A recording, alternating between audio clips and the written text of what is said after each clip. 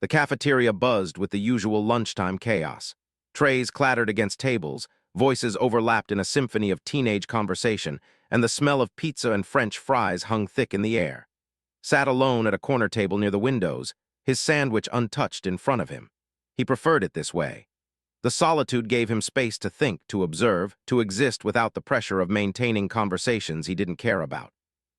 He was tall for 17, with dark skin that gleamed under the fluorescent lights and eyes that seemed to see more than they should. His black hoodie was pulled up slightly, not to hide, but to create a boundary between himself and the world. Had learned early that being quiet didn't mean being weak. It meant being selective. And in a school where everyone seemed desperate to be noticed, his choice to remain on the periphery made him almost invisible.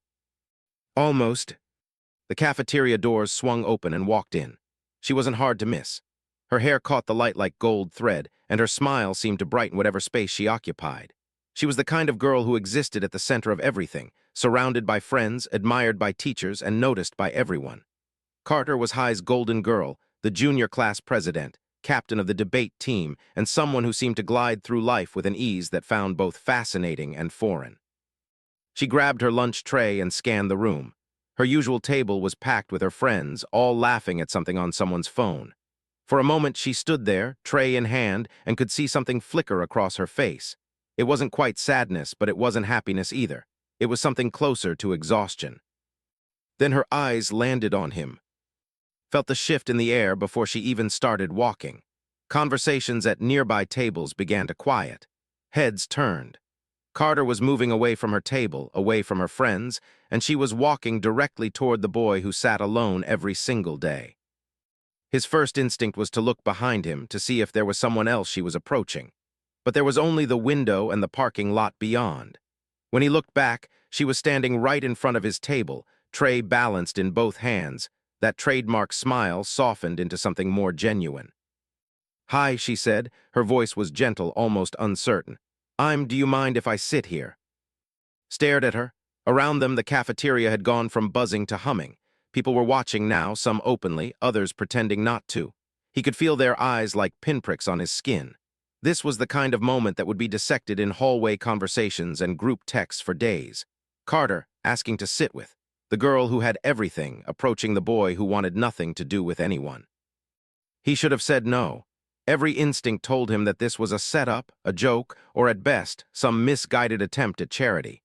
People didn't sit with people like him unless there was an angle. But when he looked at her, really looked at her, he didn't see pity. He didn't see mockery. He saw something he recognized because he'd felt it himself: loneliness. "Sure," he said simply, gesturing to the empty chair across from him.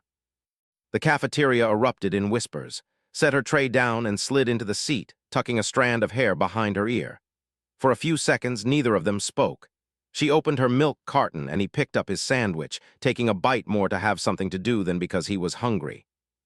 "Thank you," said finally. "I know this is probably weird." Chewed slowly, then swallowed. "Yeah, it is." She laughed, and it was real, not the polished sound he'd heard her use in assemblies or at pep rallies. "I appreciate the honesty." "Why are you here?" he asked. Not rudely, but directly, didn't believe in dancing around questions. Looked down at her tray, pushing a French fry around with her fork. "Because I'm tired of sitting over there and pretending everything is perfect." That caught him off guard. He'd assumed she was perfect, or at least that her life was. She had friends, popularity, success. What could someone like her have to complain about? "What's wrong with your table?" he asked. "Nothing's wrong with it," she said. "That's the problem. Everything is exactly what it's supposed to be. Everyone talks about the same things, laughs at the same jokes, cares about the same stuff. And I needed a break." Studied her face. There were faint circles under her eyes that makeup didn't quite hide. Her smile, which had seemed so effortless from a distance, looked strained up close.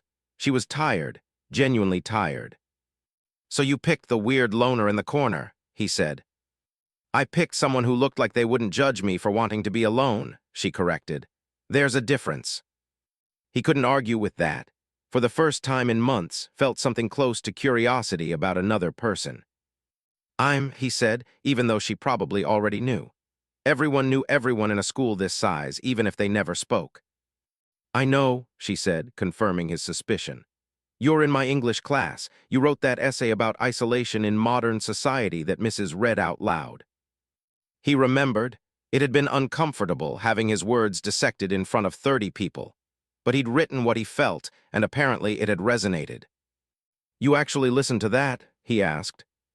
Of course, it was the most interesting thing anyone's written all year. She took a bite of her salad, then looked at him. You're really smart, you know. Shrugged. Smart doesn't mean much if you don't know what to do with it. Maybe, or maybe you just haven't figured out what you want to do yet. They fell into silence again, but it was different this time. Less awkward, more comfortable. Found himself relaxing, his shoulders dropping from their usual defensive position. Ate her lunch, and he ate his, and for those few minutes, the cafeteria and all its chaos seemed to fade into background noise. Across the room, friends were starring. Brittany, her best friend since middle school, looked particularly confused, her phone in her hand like she was ready to text an emergency group message. Jackson, the basketball star who'd been trying to date for months, had his arms crossed and his jaw tight. Even the teachers monitoring lunch were glancing over, curious about this unexpected pairing. But didn't seem to notice, or if she did, she didn't care. Do you always sit alone? She asked. Yeah, said. Do you always sit with a crowd? Yeah, she echoed, smiling slightly. Maybe we both needed a change. The bell rang, sharp and insistent. Lunch was over. Students began gathering their trays, the cafeteria transforming from a social hub into a migration path toward afternoon classes. Stood, picking up her tray, and did the same. Thanks for letting me sit with you, she said. Thanks for asking, he replied. She smiled at him one more time, then headed toward the tray return. Watched her go, watched as her friends immediately swarmed her with questions, their voices overlapping in an interrogation disguised as concern. Fielded them with practiced ease, laughing and shrugging, making it seem like no big deal. But as she walked out of the cafeteria, she glanced back at him, just once, and in that glance saw a silent question, same time tomorrow. He didn't nod, didn't acknowledge it outwardly, but something inside him shifted. For the first time in a long time, tomorrow felt like something worth showing up for. The afternoon classes dragged on with their usual monotony. Sat through chemistry, barely listening as Mr. explained molecular structures. His mind kept drifting back to lunch, to the surprise of question, to the unexpected ease of their conversation. It didn't make sense. People like her didn't seek out people like him unless there was a reason, and he still couldn't figure out what that reason was. By the time the final bell rang, had convinced himself it was a one-time thing. A moment of rebellion on his part, a brief escape from her perfect life before she returned to normal. Tomorrow, she'd be back at her usual table, surrounded by her usual people, and he'd be back in his corner alone. He was okay with that, or at least he told himself he was. The next day arrived cold and gray, the kind of October morning that promised rain. Went through his routine on autopilot. Shower, dress, grab his backpack, avoid his mother's questions about school. She meant well, but explaining his day to her felt like translating a language she didn't speak. How could he tell her that he preferred solitude when she'd spent her whole life building community, working double shifts at the hospital, and still finding time to volunteer at church? School was the same as always. Hallways packed with bodies, lockers slamming, teachers trying and failing to corral students into classrooms. Moved through it all like a ghost, present but unseen. Until English class. He walked in and found already seated 2 rows ahead of him. She was talking to Sarah, another girl from her friend group, but when entered, she turned slightly, catching his eye. She smiled. Not the public smile she gave everyone, but something smaller, more private, just for him. Felt something uncomfortable twist in his chest. He nodded back, then took his usual seat by the window. Mrs. started class with a discussion about their latest reading assignment, The Stranger by Albert Camus. The conversation meandered through themes of alienation and absurdism, with the usual students contributing the usual insights. Listened but didn't participate. He never did. Then raised her hand. I think we're missing something, she said when Mrs. called on her. Everyone keeps talking about Merceau's indifference like it's abnormal, but maybe he's just honest. Maybe the rest of us are the weird ones for pretending to feel things we don't. The class went quiet. Mrs. eyebrows rose slightly. That's an interesting take. Can you elaborate? Well, continued and found himself leaning forward slightly. Society tells us how we're supposed to react to things. Someone dies, we're supposed to cry. Someone succeeds, we're supposed to celebrate. But what if you don't feel those things? What if you're just numb? Does that make you a monster, or does it make you human in a different way? Felt the words sink into him like stones into water. She was describing exactly how he felt most of the time. Like he was supposed to have reactions he didn't have, emotions he couldn't manufacture no matter how hard he tried. Mrs. nodded thoughtfully. That's a very empathetic reading of a character most people find unsettling. Anyone want to respond? Surprised himself by speaking. Maybe both, he said. The room turned to look at him, unused to hearing his voice. Maybe he's human and a monster. Maybe we all are, depending on who's looking. Turned fully in her seat to face him, her eyes bright with recognition. She understood. Whatever he'd just said, she understood it completely. Mrs. smiled. Now we're getting somewhere. I want you two to partner up for the next assignment.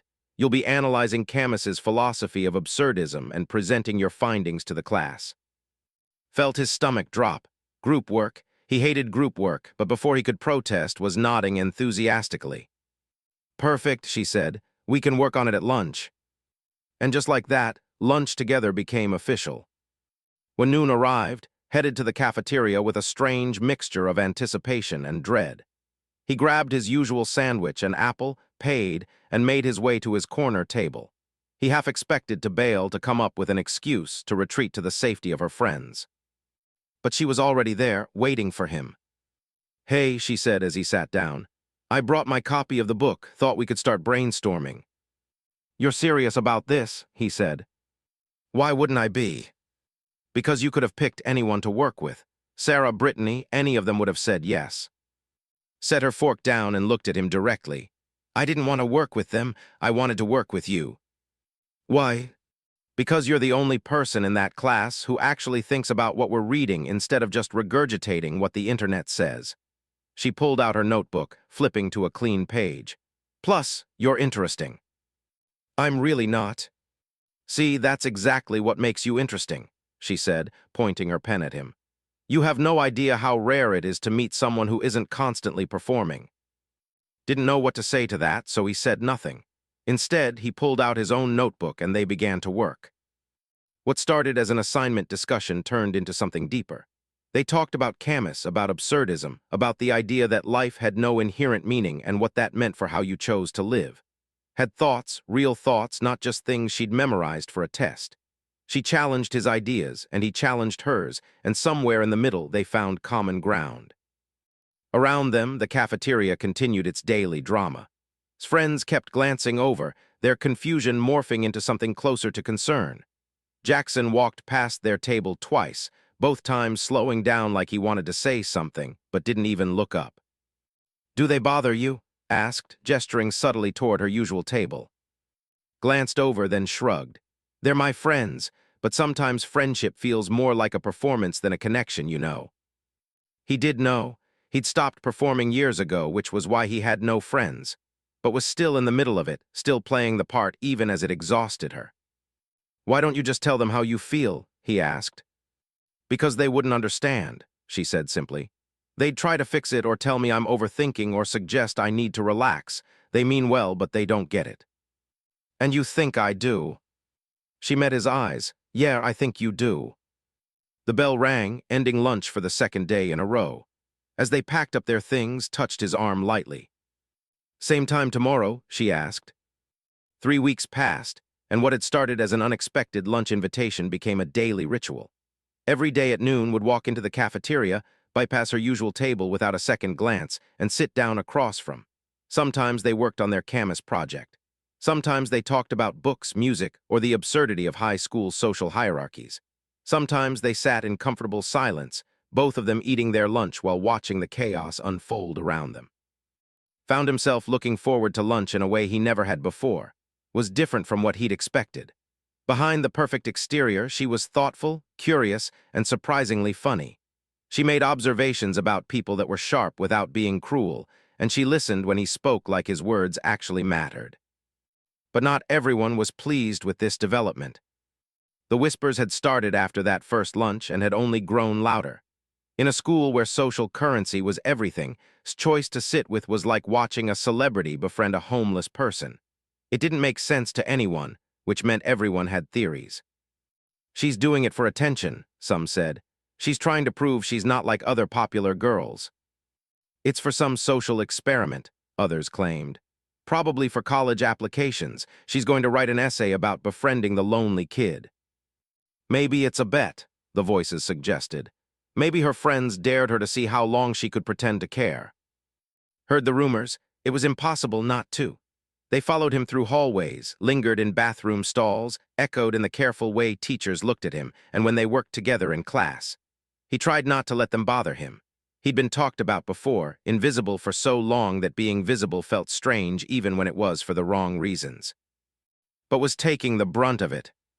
Her friends had moved from confusion to intervention. Brittany cornered her after chemistry one day, her voice loud enough that half the hallway could hear. Seriously, what are you doing? Brittany demanded.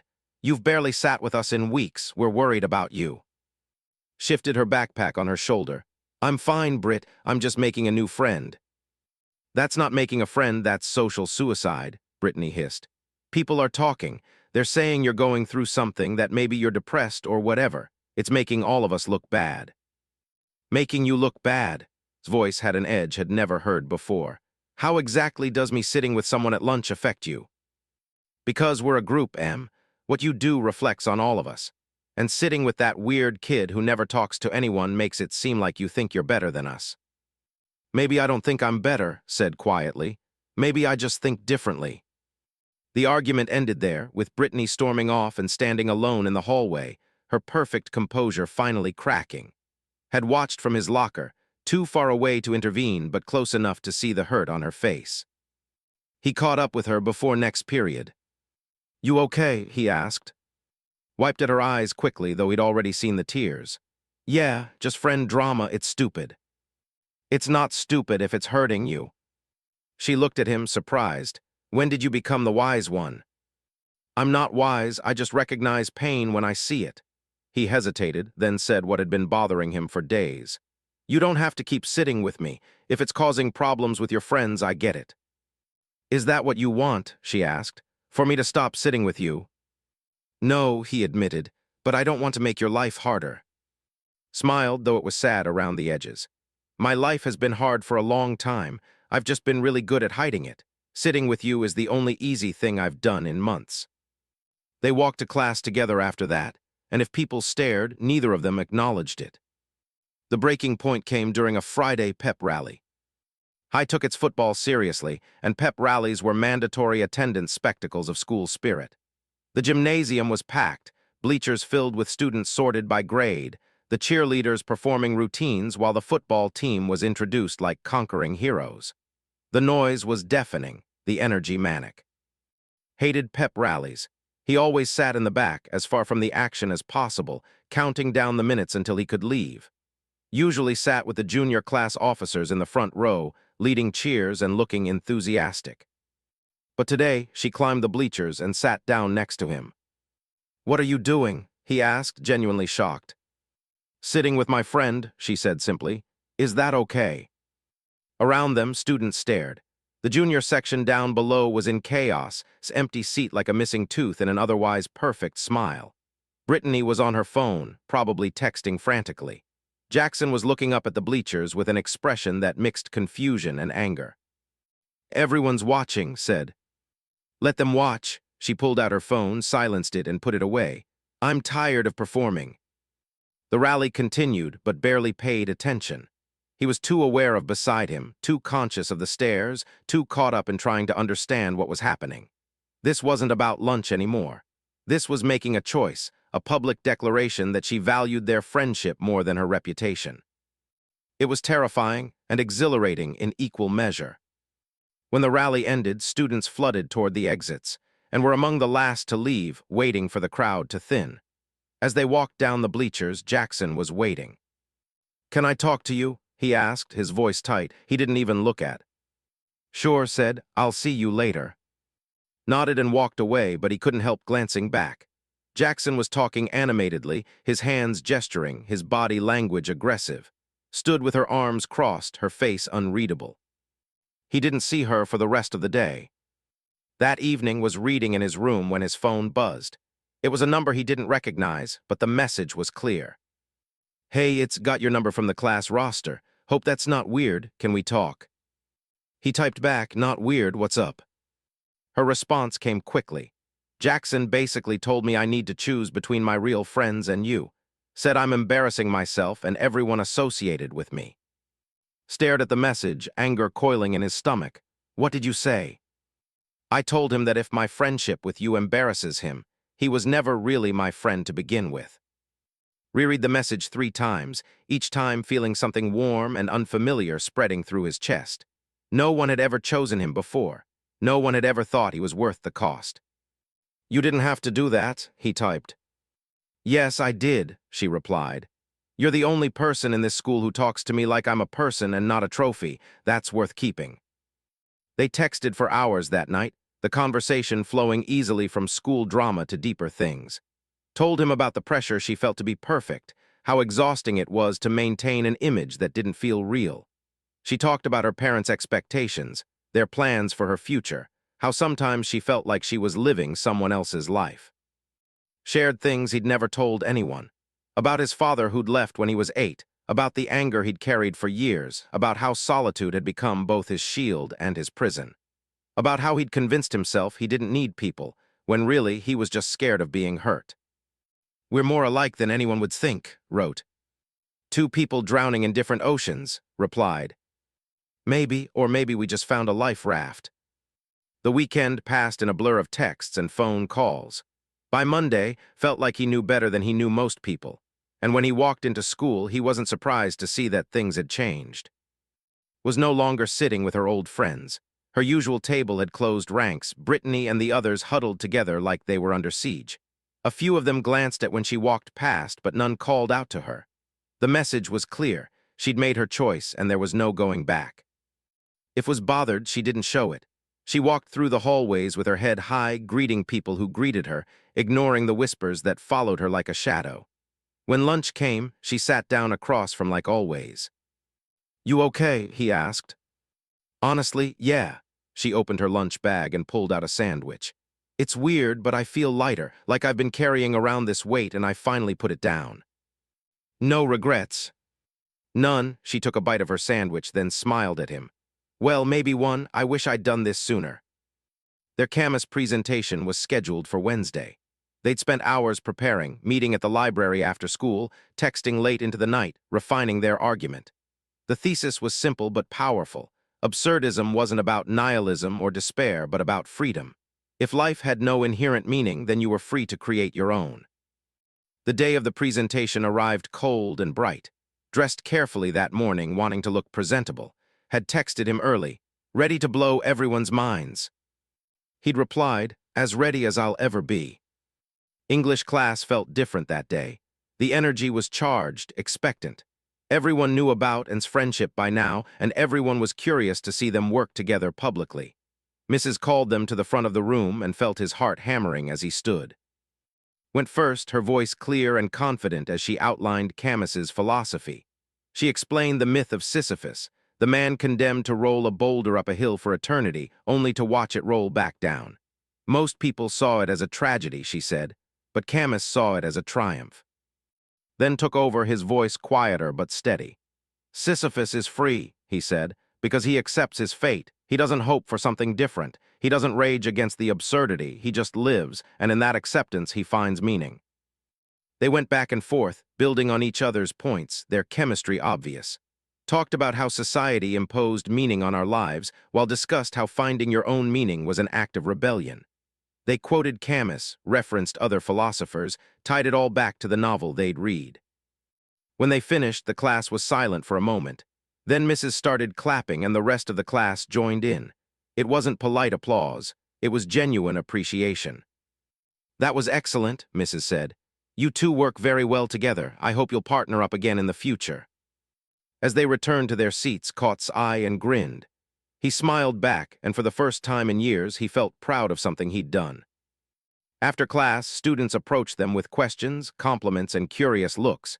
Even some of his former friends admitted the presentation was impressive. The tide was shifting. People were starting to see them not as a social oddity, but as a legitimate friendship. But not everyone was pleased. That afternoon was at his locker when Jackson appeared beside him. The hallway was crowded, students rushing to their next classes, but Jackson's presence created a pocket of tension. "We need to talk," Jackson said. Closed his locker slowly. "About what?" Jackson crossed his arms, his athletic build making him look more imposing than he probably intended.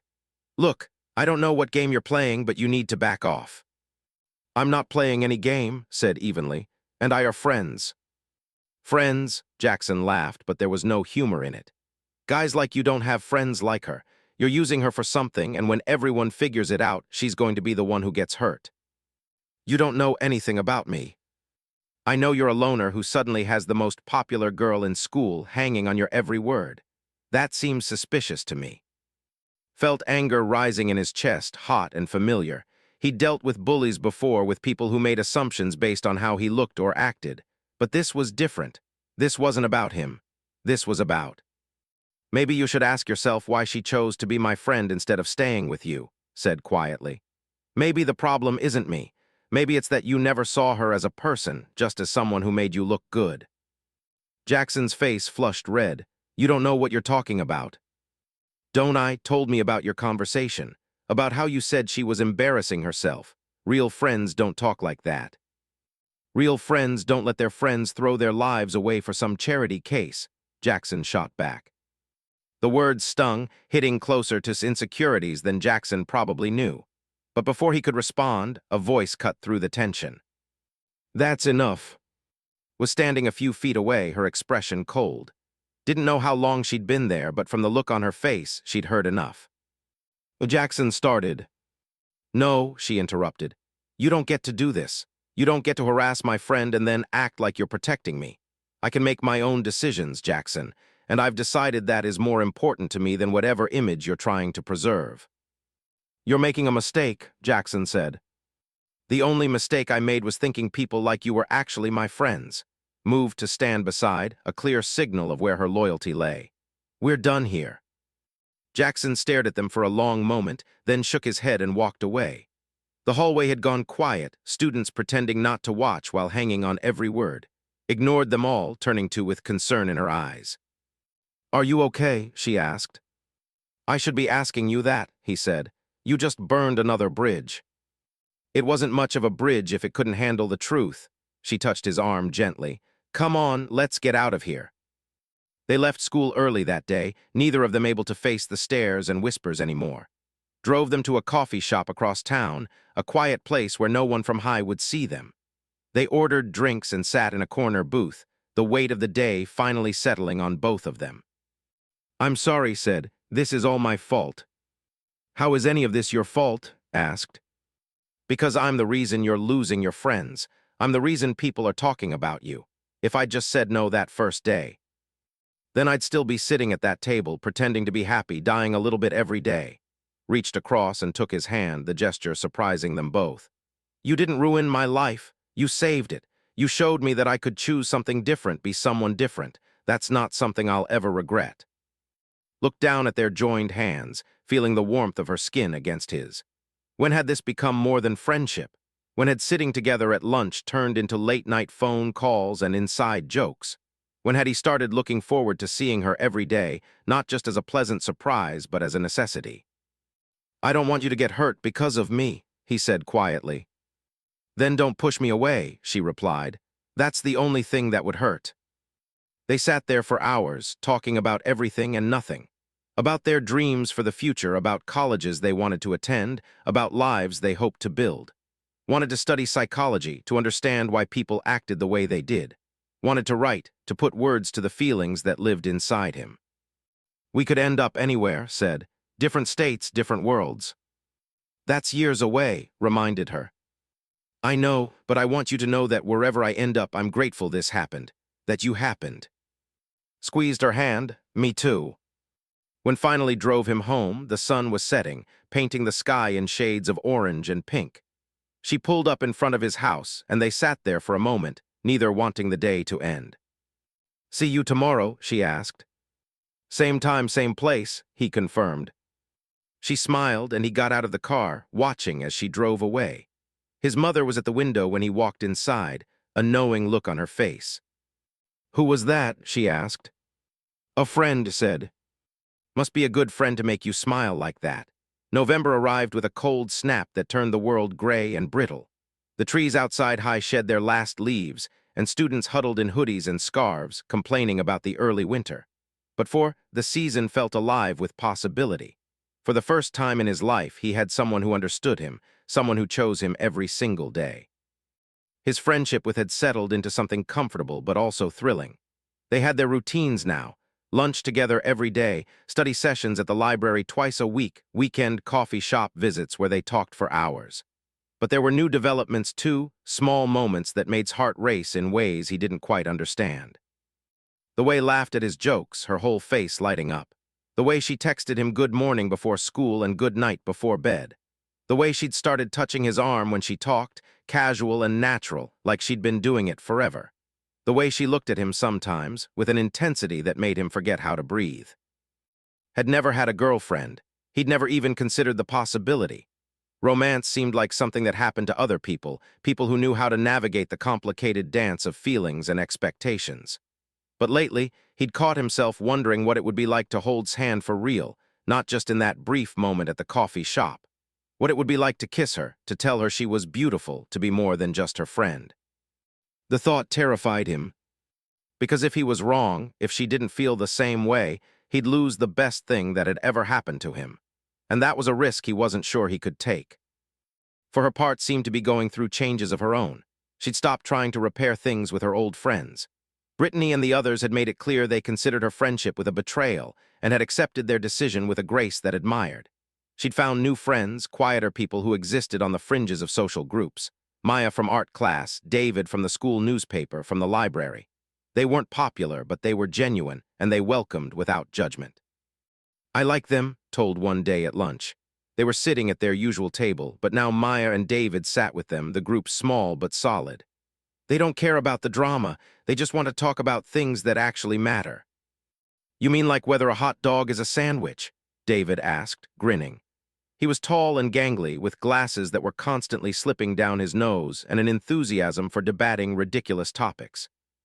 Obviously it's a sandwich, Maya said.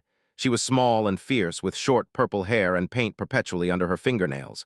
It's protein between bread, that's literally the definition. But the bread isn't separated, argued. It's connected at the bottom, that makes it a taco. Laughed, the sound surprising even himself. A few months ago, the idea of sitting at a lunch table with multiple people, engaging in silly debates, would have been unthinkable. Now it felt natural. You're all wrong, he said. It's its own category. Some things defy classification. Deep, David said, mock serious. Is this what Camus was talking about, the absurdity of categorizing hot dogs? They all laughed and felt something warm settle in his chest. This was what friendship was supposed to feel like. Easy, real, uncomplicated by expectations or performances. But not everyone at school had moved on. The rumors about and had evolved. People no longer questioned why they were friends. Now they questioned what kind of friends they were. Were they dating? Was it romantic? The speculation was constant, fueled by the way they looked at each other, the time they spent together, the obvious chemistry between them. Tried to ignore it, but it was hard when people asked him directly. So are you two together or what? A guy from his math class asked one day. We're friends, said the answer automatic. Come on, man. Nobody spends that much time with someone unless there's something going on. Had walked away without responding, but the question lingered. Was there something going on? And if there was, what was he supposed to do about it? The answer came during an unexpected moment. It was a Friday afternoon, and had stayed after school to work on an article for the school newspaper. David had recruited him to write a piece about social isolation in high school, and had agreed, finding the topic both challenging and cathartic. He was in the library, typing away on his laptop, when slid into the chair next to him. Hey, she said, I've been looking for you. Had to finish this article, he explained. David wants it by Monday. Can I read what you have so far? Hesitated, then turned his laptop toward her. Writing was personal for him, revealing in ways that conversation wasn't. But if he couldn't share it with, who could he share it with? She read in silence, her expression serious. When she finished, she looked at him with something like wonder in her eyes. "This is beautiful," she said. "The way you describe loneliness, it's like you're giving it texture and color, making it something people can touch."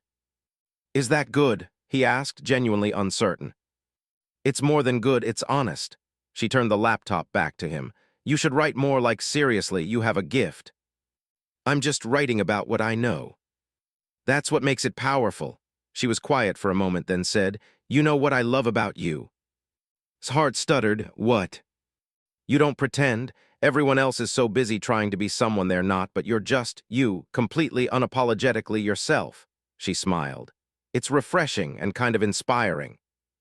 "You inspire me too," said before he could stop himself. "The way you stood up for what you believed in, even when it cost you everything, that takes courage I don't have." "You have more courage than you think," said.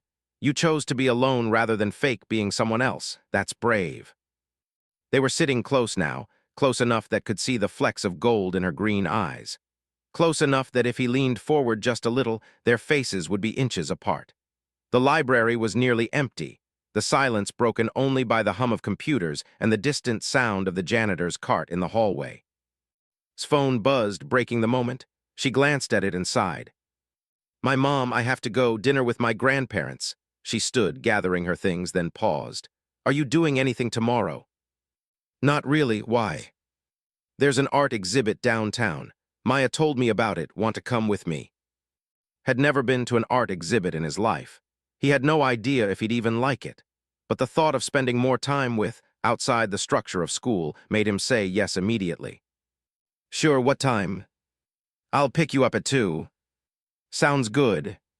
She smiled, and as she walked away, watched her go, his article forgotten. Something was shifting between them, something inevitable and terrifying and exciting all at once. That night couldn't sleep. He lay in bed, staring at the ceiling, replaying every moment with the way she looked at him, the things she said, the comfortable silence that existed between them. Was he reading too much into it, or was there really something there? His phone buzzed. It was. "Still up?" "Yeah," he typed back. "You." "Can't sleep, keep thinking about stuff." "What kind of stuff?" There was a long pause, watched the 3 dots appear and disappear multiple times. Finally, her message came through. "About how much things have changed, how much I've changed, and how glad I am that I asked to sit with you that day." His hands trembled slightly as he typed his response. "I'm glad you did too. Best thing that's happened to me in a long time." "Can I ask you something?" "Anything." Another pause. "Do you ever think about us as more than friends?" His heart stopped. The question hung there on his screen, impossible to ignore or deflect. This was it, the moment where everything either moved forward or fell apart. He could lie, he could say no, protect himself from the vulnerability of admitting the truth, but had been honest with him from the beginning. She deserved the same. "All the time," he typed. "Do you?" The response came quickly this time. "Yes." 1 word, 3 letters, everything. Stared at the message, his mind racing. What did this mean? Were they about to cross a line they couldn't uncross? And if they did, what happened next? "What do we do about it?" he typed. "I don't know," she replied, "but maybe tomorrow we can figure it out." "Tomorrow," he confirmed. "Good night." "Good night." He set his phone down and lay back, his heart pounding so hard he could hear it in his ears. Tomorrow, they would figure it out tomorrow. Whatever it was, whatever this thing between them had become, tomorrow they would face it. Finally fell asleep somewhere around 3 in the morning, and when he woke up, the sun was already high in the sky. He checked his phone. It was noon, would be there in 2 hours. He showered, dressed in his best jeans and a clean button-down shirt, and tried to tame his hair with minimal success. His mother noticed him getting ready and raised an eyebrow. "Special occasion?" she asked. "Just going to an art exhibit," he said, trying to sound casual. "With your friend?" "With." His mother smiled. "She seems like a good person." "She is," said. "She's the best person I know." "Then you better not keep her waiting." At exactly 2 o'clock's car pulled up outside. grabbed his jacket and headed out, his nerves making his hands shake slightly. When he got in the car, smiled at him, and some of his anxiety melted away. "Ready?" she asked. "Ready," he confirmed. The drive downtown was filled with easy conversation, both of them carefully avoiding the subject of last night's texts. The art exhibit was in a small gallery in the warehouse district, a space with exposed brick walls and high ceilings.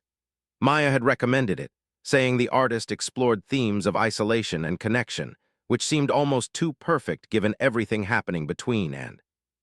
They walked through the gallery slowly, examining each piece. The art was abstract, swirls of color and texture that suggested emotion more than form. Some pieces felt lonely, isolated splashes of paint on vast canvases. Others felt crowded, chaotic combinations of shapes and shades.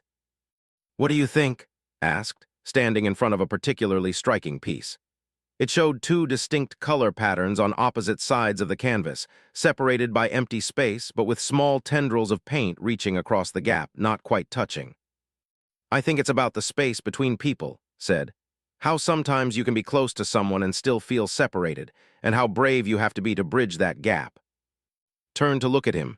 "Yeah, that's exactly what it's about." They moved to the next piece, but was of how close was walking to him. Their shoulders kept brushing, her hand occasionally grazing his. Every touch sent electricity through him. Finally, they reached the last room of the exhibit. It was smaller than the others, dimmer, with a single piece displayed on the far wall. This one was different.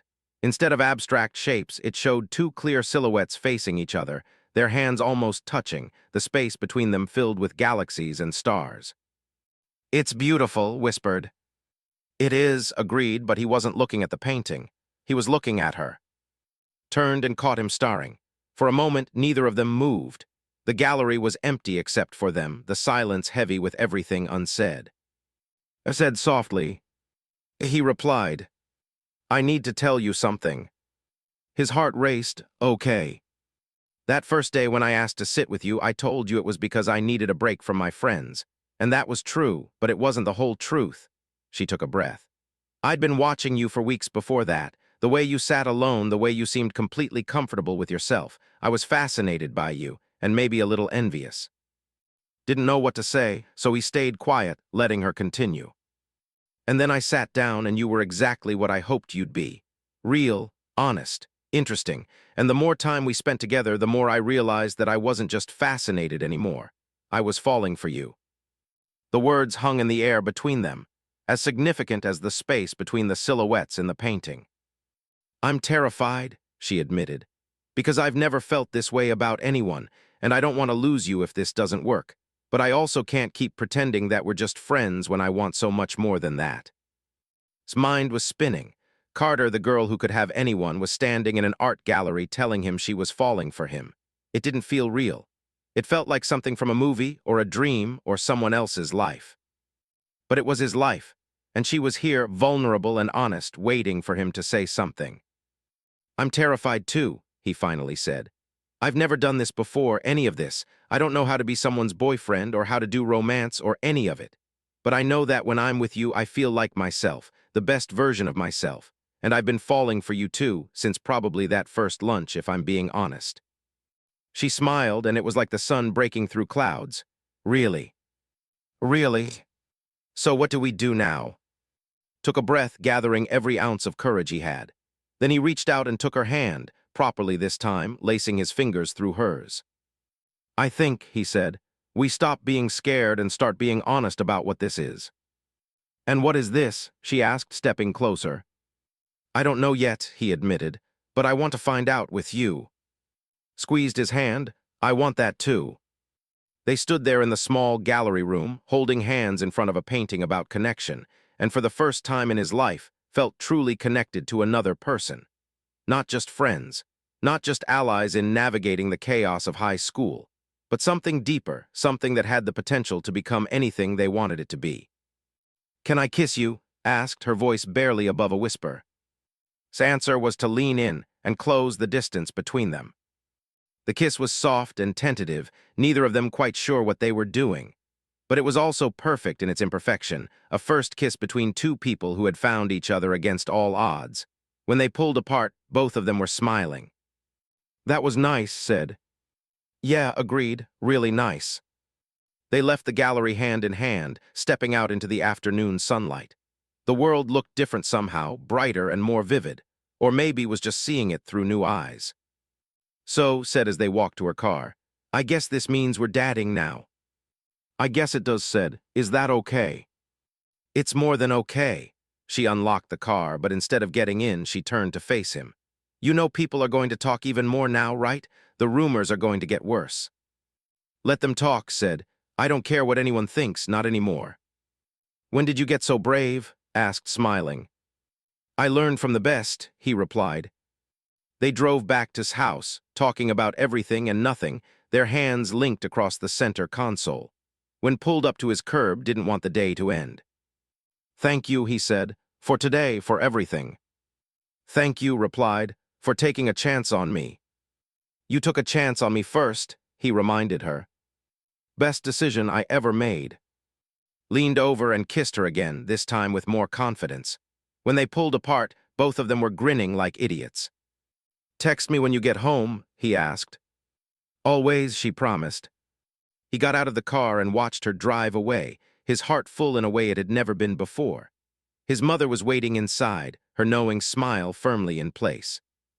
Good day, she asked. The best, said.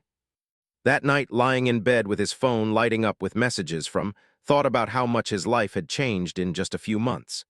He'd gone from being completely alone to having friends, having someone who cared about him, having something that felt dangerously close to happiness. The news spread through high like wildfire. By Monday morning, everyone knew that and were officially together. The reactions were varied and intense. Some people were supportive, genuinely happy to see two people find each other. Others were skeptical, convinced it wouldn't last. And some, particularly former friends, were openly hostile and had decided to be open about their relationship rather than hide it. They walked through the hallways holding hands, sat together at lunch with their small group of friends, and didn't shy away from public displays of affection. It was a statement, deliberate and clear. They were together, and they weren't apologizing for it. The attention was overwhelming at first. Had spent so long being invisible that being seen felt like standing under a spotlight. People stared. People whispered. People had opinions about his relationship, his worthiness, his intentions. It would have been easy to retreat, to go back to being the loner in the corner. But every time he felt that urge, he'd look at and remember why he was doing this. For her part, handled the attention with grace. She'd spent her entire life being watched, being discussed, being the subject of gossip. But now, instead of trying to control the narrative, she simply stopped caring what people thought. She was happy, genuinely happy, and that mattered more than maintaining an image. Their small group of friends had grown. Maya, David, and were constants at their lunch table now, joined occasionally by others who didn't quite fit anywhere else. The quiet kids, the artists, the nerds, the ones who existed in the spaces between social groups. Together, they'd created their own little community, built on acceptance rather than exclusion. I love this, said one day at lunch, looking around at their table. I spent so long trying to fit in with people who never really knew me. This feels real. It is real, Maya agreed.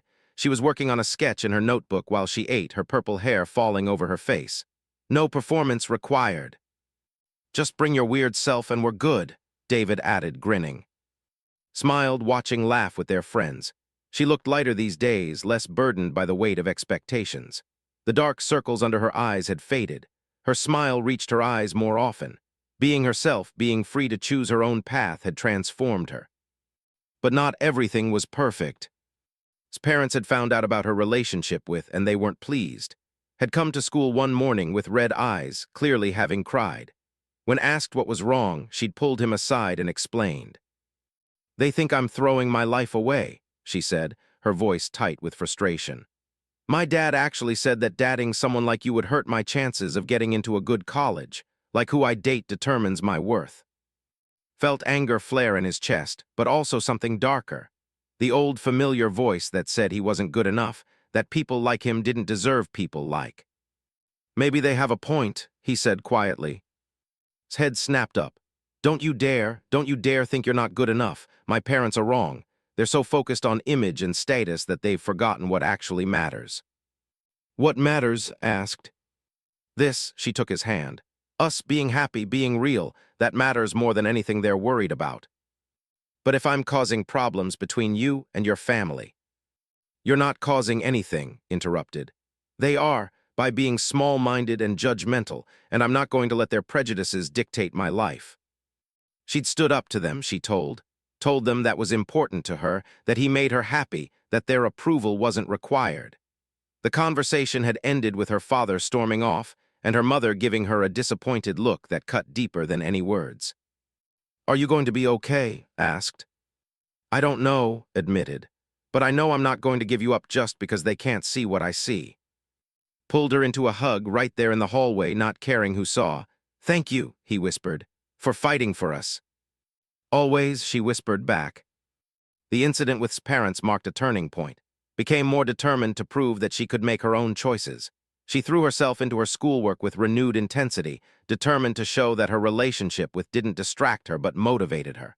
Her grades, already excellent, became perfect. She won a statewide debate competition.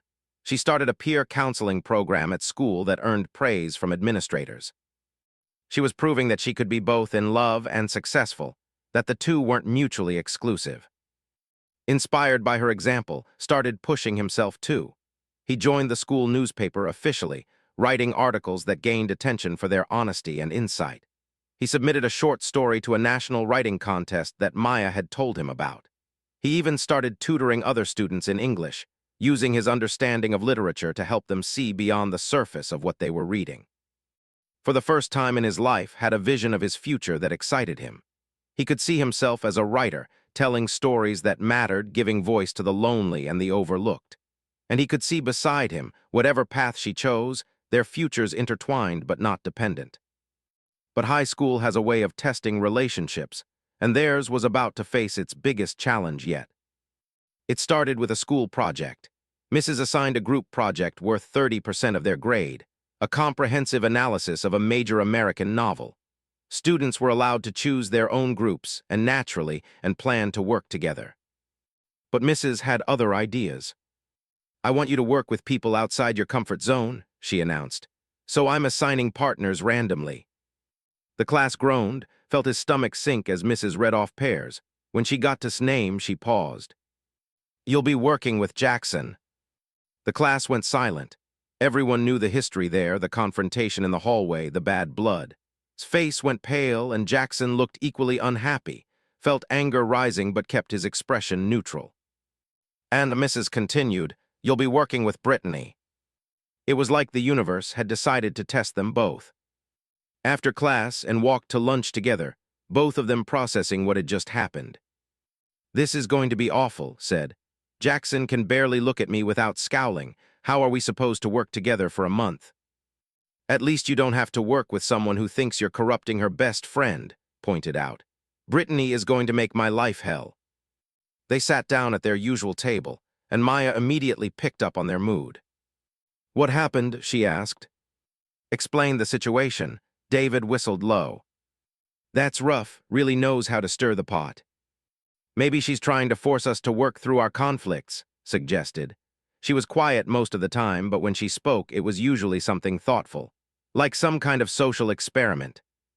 "Well, the experiment is going to fail," said. "There's no way Jackson and I can work together effectively." "You have to try," said. "It's 30% of your grade." "I know, but," trailed off, frustrated. The first group meeting was scheduled for Thursday after school in the library. Arrived early, finding a table in the back and pulling out his copy of The Great Gatsby, the novel he and Brittany were assigned to analyze. He was dreading this, but he'd promised himself he'd be professional. Brittany arrived 10 minutes late, her designer bag slung over her shoulder, her expression already showing her displeasure. She sat down across from without greeting him and pulled out her own book. "Let's just get this over with," she said. "I'll do chapters 1 through 5, you do 6 through 9. We'll combine our notes at the end." "That's not how group work works," said calmly. "We're supposed to collaborate." "I don't want to collaborate with you," Brittany said bluntly. "I want to get a good grade and move on with my life." Took a breath, fighting the urge to match her hostility. "Look, I know you don't like me, and I know you blame me for what happened with, but we're stuck together for this project, so we might as well make it work." You know what I don't understand? Brittany leaned forward. What sees in you? You're nobody. You have no friends, no social status, nothing.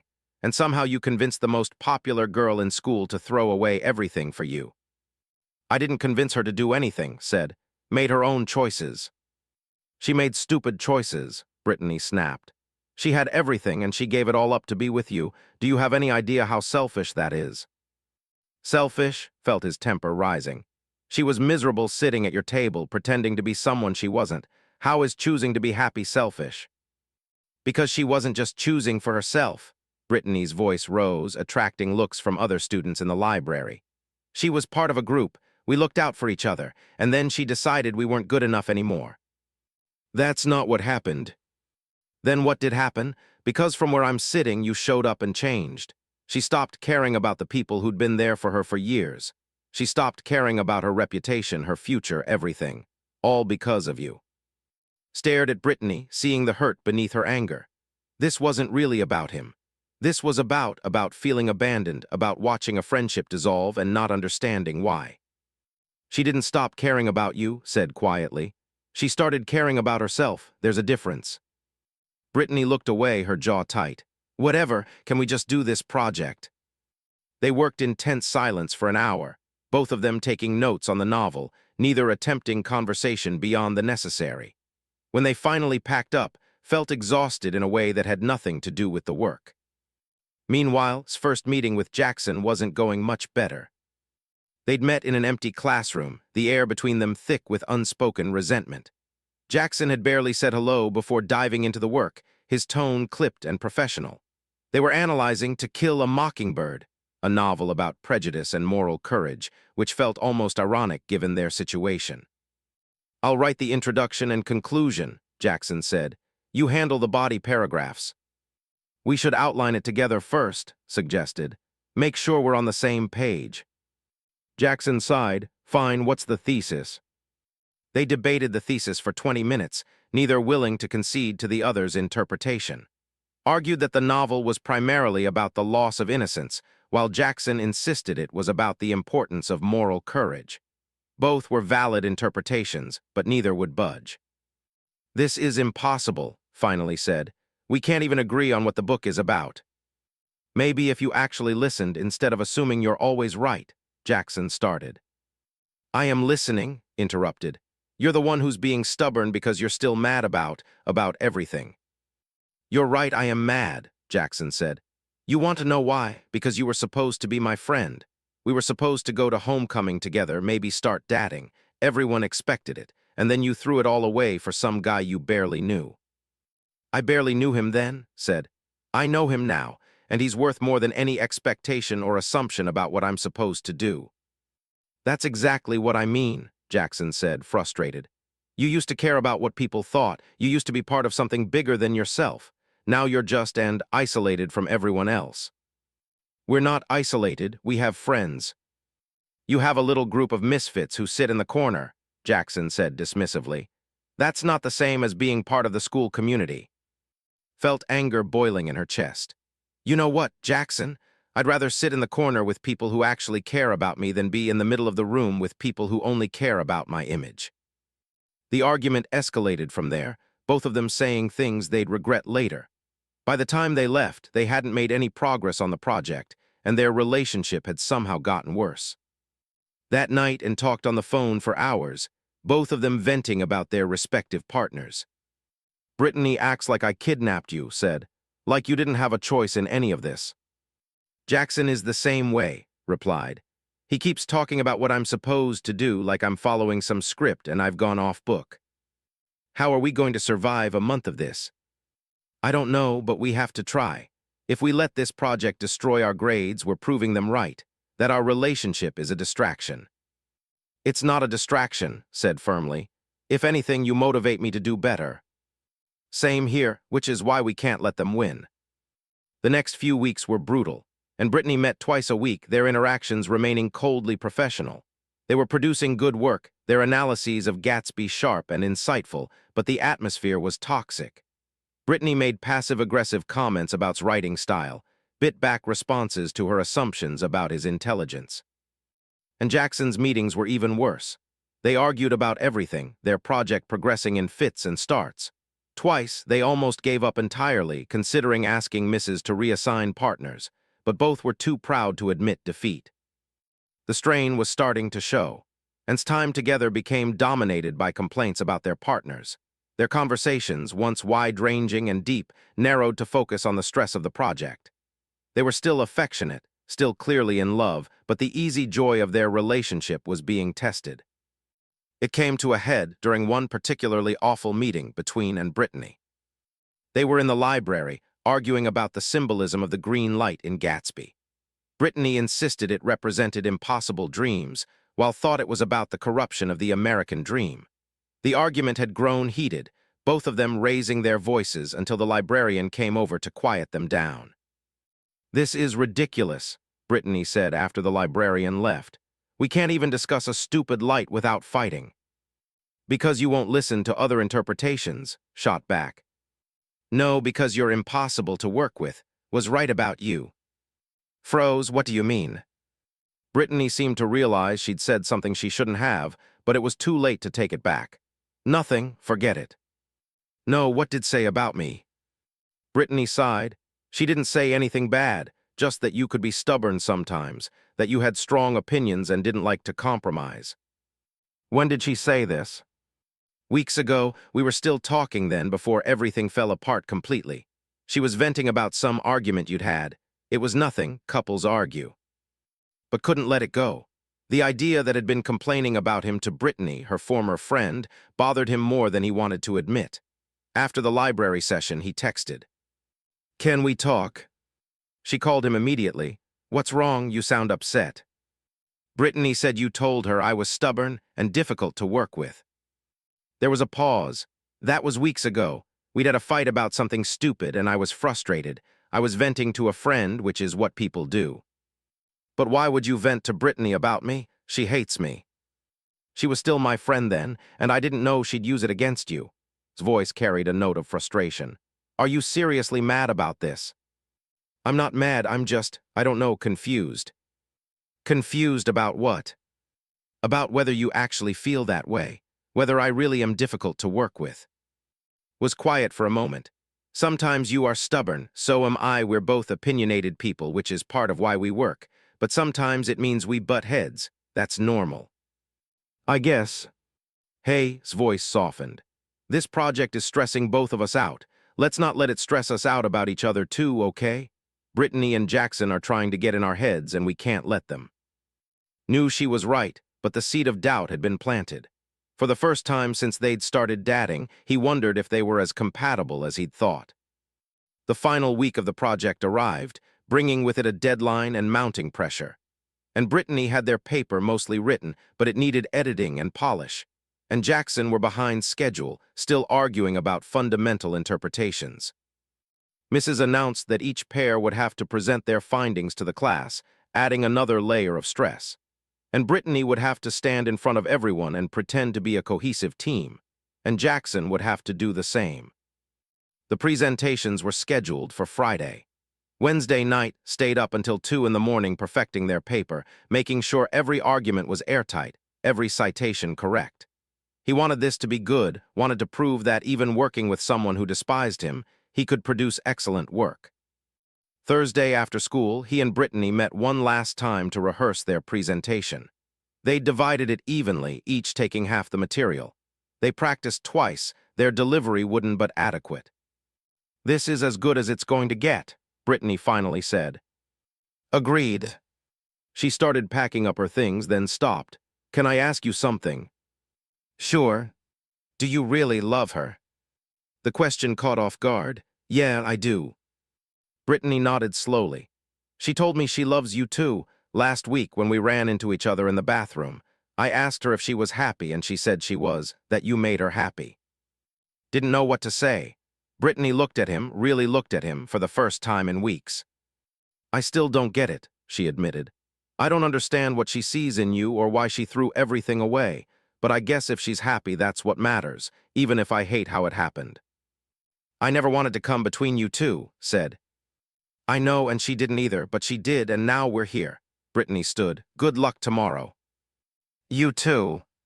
She left and sat alone in the empty classroom, thinking about love and friendship and the choices people make. Had chosen him, was continuing to choose him even when it was hard. The least he could do was be worthy of that choice.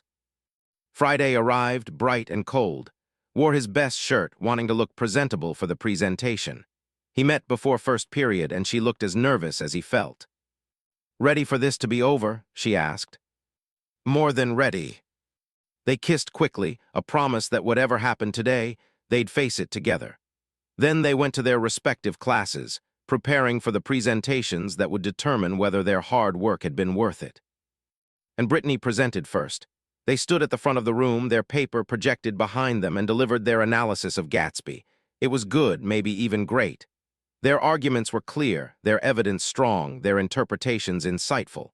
When they finished, the class clapped and Mrs. smiled. "Excellent work, both of you. Despite your differences, you produced a compelling analysis." After class, Brittany stopped in the hallway. "We did good," she said. "Yeah, agreed, we did."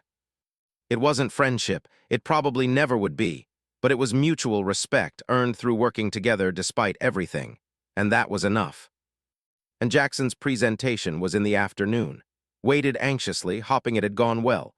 When emerged from the classroom, she was smiling. "We nailed it," she said, hugging. "It was actually good. Jackson and I finally found a way to combine our interpretations, and it worked." "I'm so glad." "Me too, I'm just glad it's over." That evening's parents called her. They'd heard about the presentation, how well she'd done despite the difficult partnership. Told about it later, her voice cautious but hopeful. "My mom said she was proud of me," explained. "She said I handled a tough situation with maturity. It's not forgiveness exactly, but it's something." "That's good," said, "really good." "Yeah, maybe they're starting to see that I can make my own decisions and still be successful. That dadding you doesn't mean throwing my life away." Smiled, "We proved them wrong." "We proved everyone wrong," corrected, "and we're going to keep proving them wrong." As winter settled over the town and the semester drew to a close, reflected on how far they'd come. The project had tested them, individually and as a couple. But they'd emerged stronger, more confident in themselves and in each other. The future was still uncertain. There would be more tests, more challenges, more people who didn't understand, but was learning that love wasn't about avoiding difficulties. It was about facing December brought snow and the promise of winter break. High transformed into a hive of activity as students prepared for finals, holiday concerts, and the approaching end of the semester. And it also brought something unexpected: acceptance. The shift was subtle at first. People stopped staring quite so much when they walked through the hallways. The whispers quieted. Teachers stopped looking at them with that mixture of curiosity and concern. Even some of former friends, led by Brittany's grudging acknowledgement, began treating them with a kind of neutral respect. The project presentations had helped. Seeing and Brittany work together professionally, seeing and Jackson manage their differences, had shown everyone that these weren't frivolous people making impulsive choices. They were capable students navigating complex situations with maturity. But the real turning point came from an unexpected source. The school newspaper, where had been writing for months, decided to do a special issue on relationships and social dynamics. David, as editor, approached with an idea. "Write about your experience," David said. "About what it's like to be in a relationship that everyone has opinions about, make it personal." Hesitated, he'd written about isolation, about literature, about social issues. But writing about them felt too vulnerable. "I don't know if I can," he admitted. "You're the best writer we have," David insisted. "And this story matters. There are probably a lot of kids in this school who feel like they can't be themselves or date who they want because they're worried about what people will think. You and proved that you can break those rules and survive." Thought about it for days. He talked to who encouraged him to write it if he felt comfortable. He talked to his mother, who reminded him that sharing his truth might help others find theirs. Finally, he sat down and wrote. The article was called "The Space Between," on choosing love over expectations. It was honest, raw, and deeply personal. Wrote about being alone, about building walls to protect himself, about the day asked to sit with him and how it changed everything. He wrote about the judgment they'd faced, the friendships lost, the family tensions. But he also wrote about the joy of being truly known, the freedom of choosing authenticity, the strength they'd found in each other. He didn't sugarcoat the difficulties. He acknowledged that their choice came with costs, that sometimes love meant sacrificing comfort for truth. But he also made it clear that for them, it was worth it. When the article published, it went viral within the school. Students read it during lunch, shared it on social media, discussed it in classrooms. Some people criticized it, calling it self-indulgent or naive, but far more people thanked for writing it. A freshman girl stopped him in the hallway to say it gave her courage to come out to her parents. A senior guy admitted it made him reconsider breaking up with his girlfriend just because his friends didn't approve. Even some teachers mentioned it, using it as an example of powerful personal writing. Read it sitting in her car after school, tears streaming down her face. "You captured it perfectly," she told later. "Everything we've been through, everything we've felt, you put it into words." "You inspired it," he said, "all of it." The article did more than just tell their story. It shifted the narrative around them. People started seeing them not as a social experiment or a cautionary tale, but as two people who'd found something real and refused to let it go. The romance of it, the courage it took, resonated with their classmates in ways hadn't anticipated. Brittany was one of the first to reach out to after the article published. They met at a coffee shop, neutral territory, and talked for the first time in months without anger clouding the conversation. "I read's article," Brittany said. "I didn't realize how hard it's been for you." "It hasn't all been hard," replied. "A lot of it has been amazing, but yeah, losing my friends hurt." "You didn't lose all of us," Brittany said carefully. "I was angry, and I said things I shouldn't have. I made it about me when it was really about you figuring out who you wanted to be." Felt hope flutter in her chest. "Does this mean we can try again? Not like it was, but something new." "I'd like that," Brittany admitted.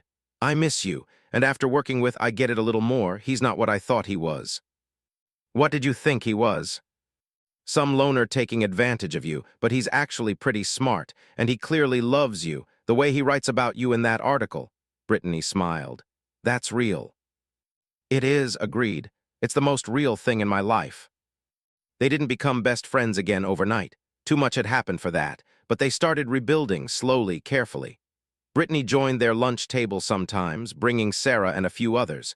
The groups weren't separate anymore, not completely. They were starting to overlap. His parents also reached out after reading the article. Her mother called, her voice softer than it had been in weeks. "I want to meet him," she said. "Properly, not as some boy you're dating, but as someone important to you." His heart raced. "Really?" "Your father and I have been talking. We were wrong to judge without knowing him. If he makes you as happy as that article suggests, we should give him a chance." The dinner was scheduled for a Saturday night in mid-December. Spent the entire day anxious, changing clothes 3 times, rehearsing things to say. Picked him up at 6, looking both excited and nervous. "They're going to love you," she promised. "You don't know that." "I know you, that's enough." His house was exactly what expected. Large, well-maintained, with an aesthetic that screamed money and taste. Her parents greeted them at the door. Her father was tall and stern-looking, her mother elegant and composed. Both studied with an intensity that made him want to disappear. "Mr. and Mrs. Carter," said, extending his hand. "Thank you for having me." "Thank you for coming," Mrs. Carter said, shaking his hand. Her grip was firm. "Has told us a lot about you." Dinner was formal at first, the conversation stilted as they navigated safe topics. Talked about school, his writing, his plans for college. Parents asked polite questions, clearly assessing him, weighing whether he was worthy of their daughter. Then's father asked about the article. "It was very well written," he said. "Honest, you have real talent." "Thank you, sir," replied. "You wrote about the costs of your relationship, about the judgment, the social consequences. Those things don't concern you." Chose his words carefully. "They concern me. I'd be lying if I said they didn't, but they don't concern me as much as being true to myself and I spent a long time being alone because it was easier than being vulnerable. Change that. She made me want to be brave." "And what are your intentions with our daughter?" Mr. Carter asked, the question direct and loaded. Dad started but touched her hand gently. "It's okay," he said. He looked at his father. "I can't predict the future, sir. I don't know if we'll be together a year from now or 10 years from now. But I can tell you that right now I love your daughter, I respect her. I support her dreams, and I will never ask her to be anything other than exactly who she is." The room was quiet. Mrs. Carter's eyes were bright with tears. Mr. Carter's expression was unreadable. Then he nodded. "That's a good answer." The rest of dinner was easier. His parents shared stories about her childhood, embarrassing moments that made her blush and laugh. They asked about his mother, his home life, treating him like a person rather than a problem to be solved. By the time dessert arrived, felt himself relaxing. "I want to apologize," Mrs. Carter said suddenly. "We judged you without knowing you. We made assumptions based on appearance and reputation rather than character. That was wrong." "We want to be happy," Mr. Carter added. "And it's clear that you make her happy. That's what matters." Was crying now, quiet tears of relief, took her hand under the table and squeezed. "Thank you," he said to her parents, "for giving me a chance." When they left that night was glowing. "They like you," she said, amazed. "They actually like you." "I like them too," admitted. "Your mom is funny." "She is when she's not stressed," pulled into his driveway but didn't turn off the car. "This has been the best day." "Yeah," agreed. "It really has." They kissed in the car, the future feeling bright and possible. Finals week arrived with its usual stress, and studied together at the library, quizzing each other on vocabulary and formulas. Their friend group formed study sessions, everyone helping everyone else. The sense of community they'd built together became a support system during one of the most stressful weeks of the year. Aced his English final, writing an essay about identity and belonging that Mrs. praised as one of the best she'd ever read. Dominated her debate final, arguing a case about freedom of choice with a passion that left her opponent speechless.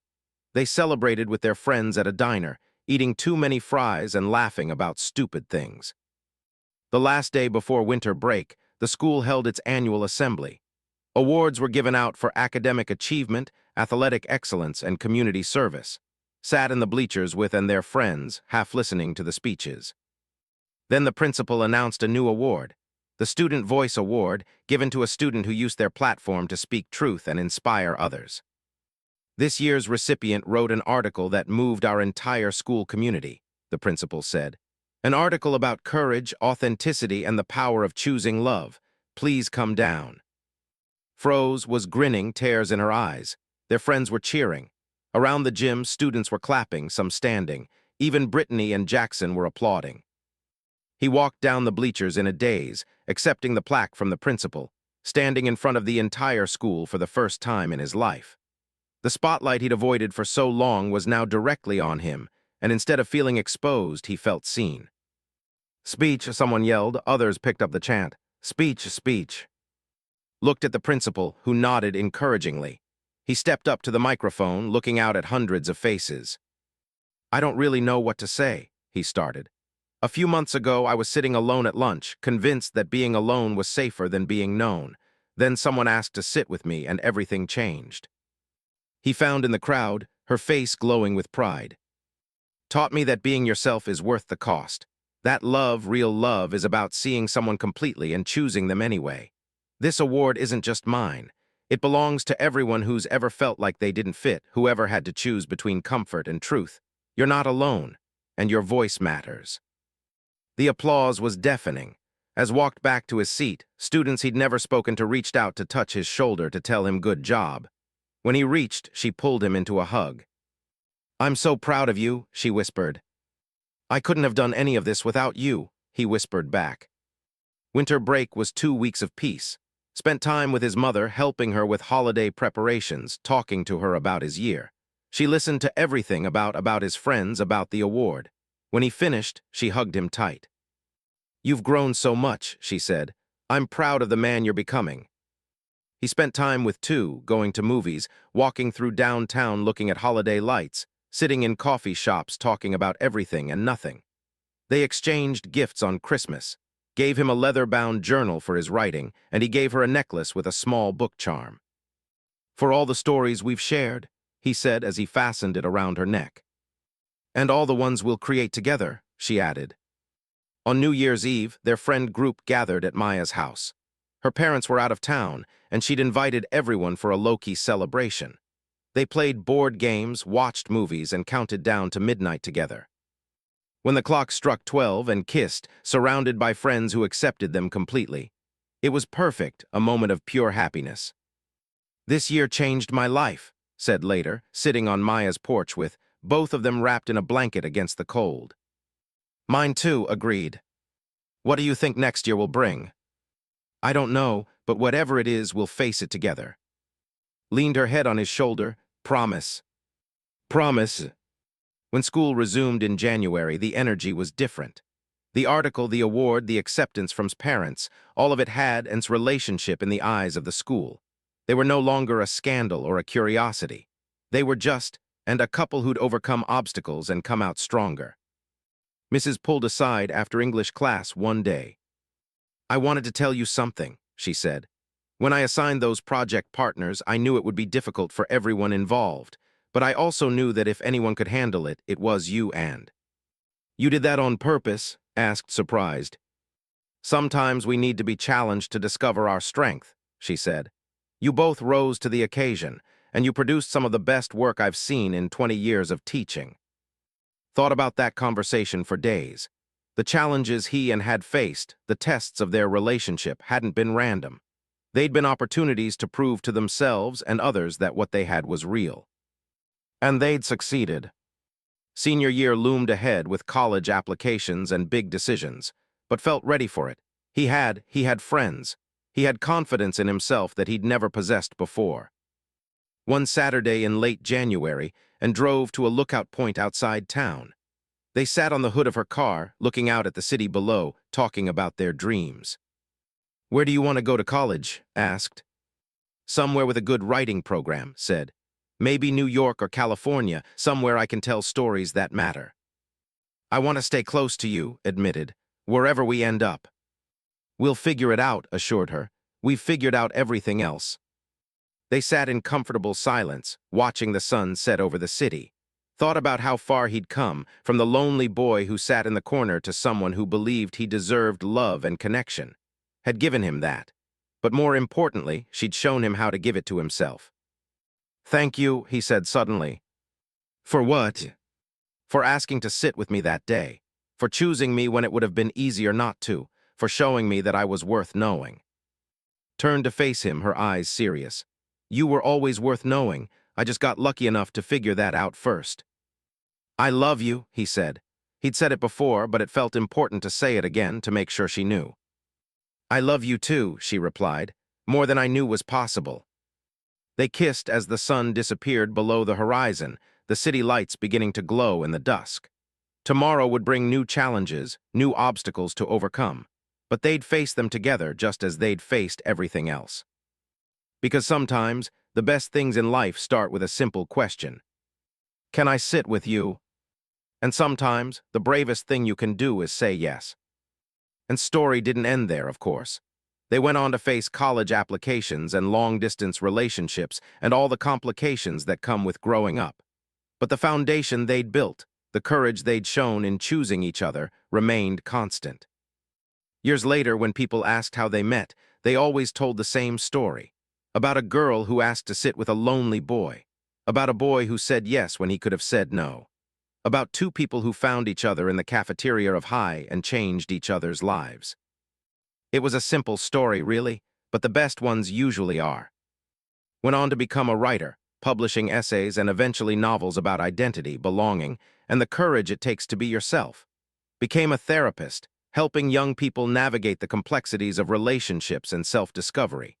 They stayed together through college, through graduate school, through the messy process of building lives and careers.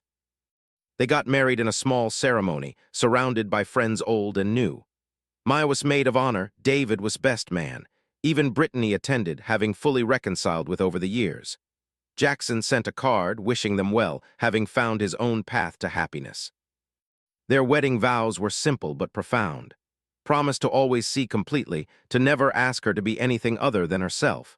Promise to always choose, to keep choosing him every day, just as she had that first day in the cafeteria. "You changed my life," said, his voice thick with emotion. "You changed mine too," replied. "By letting me in, by being brave enough to be vulnerable, by showing me that real connection is worth fighting for." Looking back, both of them could see the path they'd walked. The initial question, the judgment, the obstacles, the growth. Every challenge had made them stronger, every test had proven their commitment. They'd built something real in a world that often settled for performance. And it all started because Carter looked across a crowded cafeteria and really saw him, and decided he was worth knowing. She asked to sit with him. He said yes, and everything changed. The truth is, we all have moments like that. Moments where someone extends an invitation, offers a connection, asks to be part of our story. The question is whether we're brave enough to accept, whether we're willing to let our walls down to be seen, to take the risk of being known. Had been scared, had been uncertain, but they'd both been brave enough to try. And that made all the difference. Because love, real love, isn't about finding someone perfect. It's about finding someone who sees your imperfections and chooses you anyway.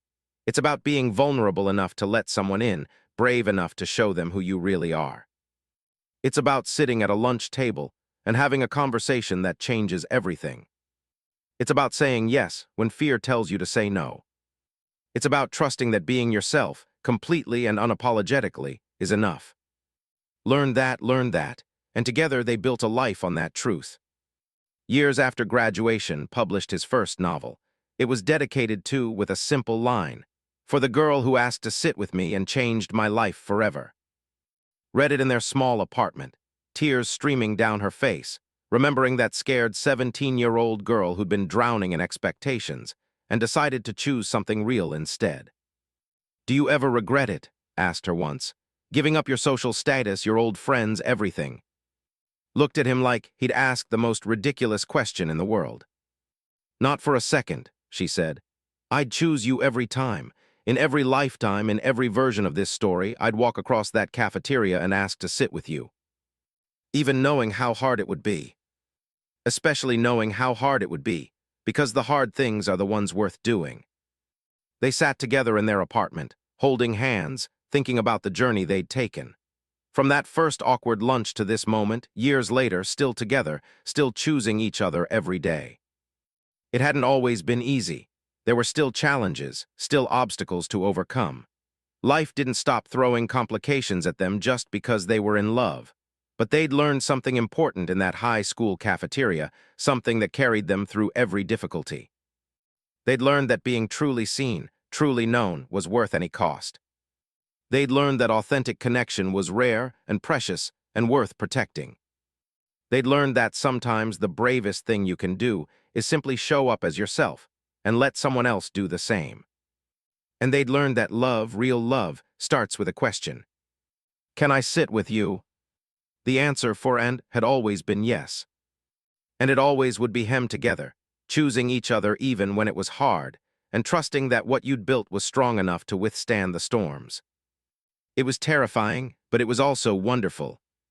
And for the first time in his life, was excited to see what tomorrow would bring. Touched his face, realizing he was smiling. "Yeah," he said, "she really is." Nodded, "Same time tomorrow." As he walked to his next class, he realized he was smiling. It felt strange on his face, unfamiliar, but not unwelcome.